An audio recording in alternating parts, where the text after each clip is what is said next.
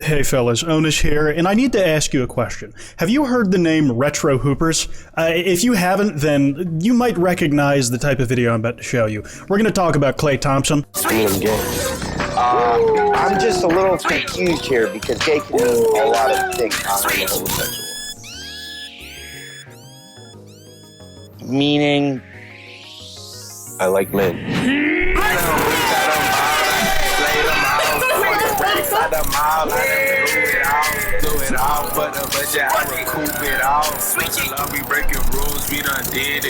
If you have no idea what's going on right now, it probably looks like you were just watching an Agartha edit with just how much shit was getting thrown in your face. Like, it's an Eminem calling himself gay scene, going into like a Klay Thompson highlights edit, but then there's just like random legal documents interspersed in there. Let me try to catch you up to speed a little bit. Klay Thompson, NBA player, very well known. You probably recently heard about him cheating on Thee Stallion and then like messing up that relationship, which like, dude, like you are a fucking idiot for screwing that up. Like there are videos of her cooking him and his entire family dinner. Like how do you mess that up, dude? You didn't, like you didn't, oh, it makes me angry. If you don't know, Retro Hoopers has basically been on a tirade for the last month or more, just making edits calling Klay Thompson gay. I first found out about this topic when my buddy Wallace Prower told me about it. Shout out to homie. This is the timeline according to Retro Hoopers. I started a series of edits implying Klay Thompson is gay.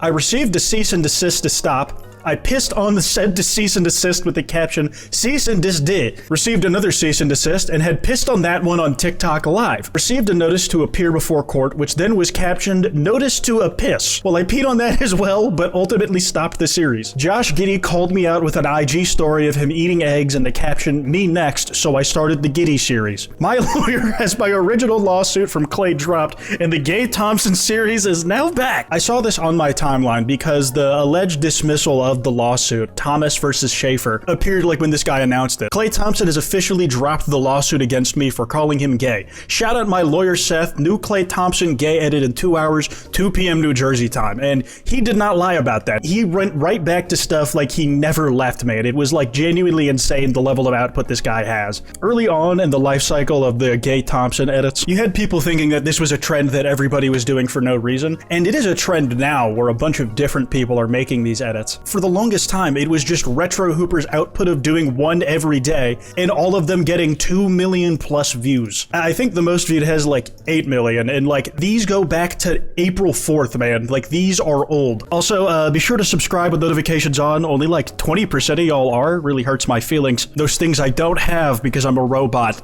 Watch porn? No. But a guy from my school did mail me a photo of his dick last semester.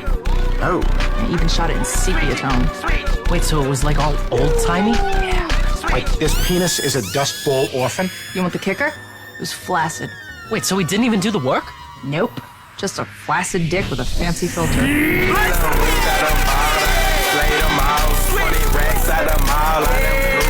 If you're wondering why it keeps zooming in on a picture of like Klay Thompson eating eggs, the most common show you're seeing clipped for the sake of these videos is from Ted, and there's a bit on the most recent season where like the dad in that show has a dialogue about how like eating eggs after 11 a.m. is what makes you gay. And his daughter, who's bisexual in the show, realizes, holy fuck, I did eat eggs after 11. And it's like a running bit through the show, and the idea is like, this guy Klay Thompson was at brunch. He's fucking gay. This is proof. This is the original confidential legal notice, allegedly. Immediate demand to cease and desist defamatory, harassing, and invasive conduct. To whom it may concern, this firm represents Klay A. Thompson in connection with unlawful online content originating from the social media account identified as @RetroHoopers across multiple platforms but not limited to TikTok and Instagram. We write to demand your immediate compliance with the directives set forth herein. And I can't find the original image, but like if you watch these edits all in a row, you will see like flashes of like a stream just flowing down onto said cease and desist note. Now, before we continue, I have to say that I'm dubious about how real there being like an actual cease and desist or this guy having to appear in court is. Like, these documents are fakeable, especially with how much he censored out. And I spent more time than I care to admit trying to look through Superior Court of California, Los Angeles, like civil case stuff, which is like what I'm pretty sure this would be under. We don't have a case number, so if it does exist, I haven't found it. The thing is, I'm just gonna set all of that aside for the moment because I don't really care if it's real. I'm enjoying my myself too much, and like slander for slander's sake is like a classic tale as old as time. In the wake of like him supposedly going through the lawsuit, like he was just tweeting shit like this. Klay Thompson is a straight male who is not gay. It was a paid partnership. I don't know if he just had to click a button like that says you're just closing an ad that you're doing, or if you have to pay to get this little ding, but it is an authentic page that it takes you to. I can no longer post on TikTok. My account literally won't let me post. Klay Thompson made the boss call and I can't make videos calling him gay right now. This was April 3rd, 2026. Apologies if we're bouncing around all over the place, but this situation has developed so fast, or at least the roleplay of it has, that like I physically can't keep up with it all. The thing is, like, this alleged lawsuit about Klay Thompson not liking being called gay was happening at around the same time that the Megan Thee Stallion cheating stuff came out. Like 2 days after Retro Hooper says that he's not allowed to make these edits anymore is when Megan Thee Stallion releases that Instagram story saying that she got cheated on. And the first thing everybody thought of was Retro Hoopers. I know the dude on TikTok who keeps calling him gay is having the time of his life right now. You had the people in his comment section before the Megan Thee Stallion news dropped speculating that this dude was actually having a legitimate effect on their relationship. And in like a crazy twist of fate, you might not be hearing it right now because it might have gotten copyrighted by YouTube, but there's this song that plays in every single one of these edits that, I'm gonna be honest, I really fucking like.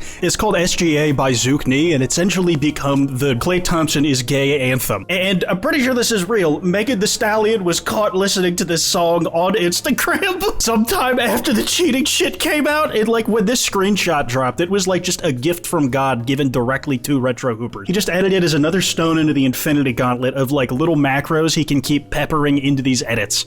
You crush your wife during sex and your heart sinks. Boom, roasted. Oscar, you're gay. Boom, roasted. Wow.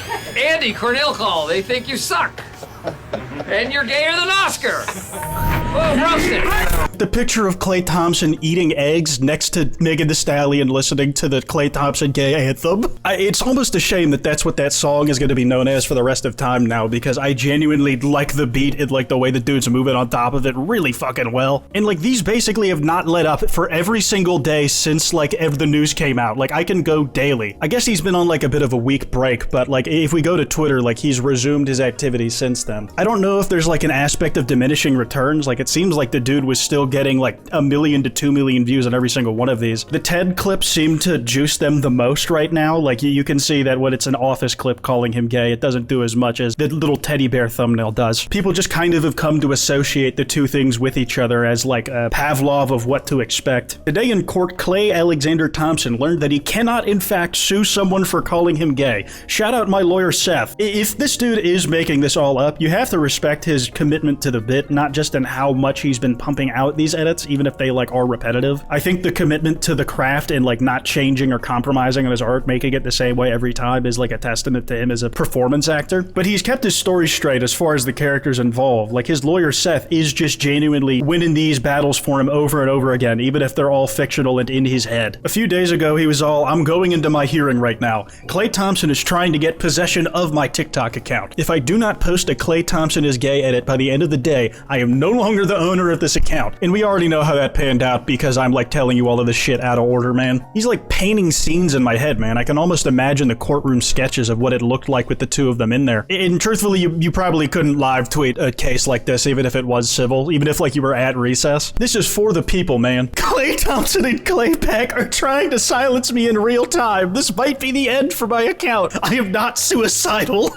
I genuinely feel that NBA Twitter might be like one of the greatest corners of the internet to exist. Like you don't even really need to follow the NBA like that to be getting some enjoyment out of the type of shit that they're doing. Any ounce of slander that you've seen towards a fictional character finds its blueprint in NBA Twitter and the way they talk about a player they hate's performance in a game that happened that same night. If you ever saw those like Vigil AI fart edits of like just random athletes, that was NBA Twitter. Anybody you saw it happen to after that, fucking it was down the pipeline, man. Is a bit of a shorter one and there's some copyright stuff involved, so like if there's any more major developments on this front, I'll be sure to keep y'all covered. But I am in some ways about as juvenile as I was in like middle school, because calling somebody gay, even if they're not, makes me laugh. I don't know what that says about me considering I like men, but wait, no I don't. I'm a fucking killer robot. I don't like anybody. Anyways, that's all I got. Be sure to follow me on Twitter at @withAY, subscribe with notifications on. That email's in the description if you guys want to send me any video topics. Piss off.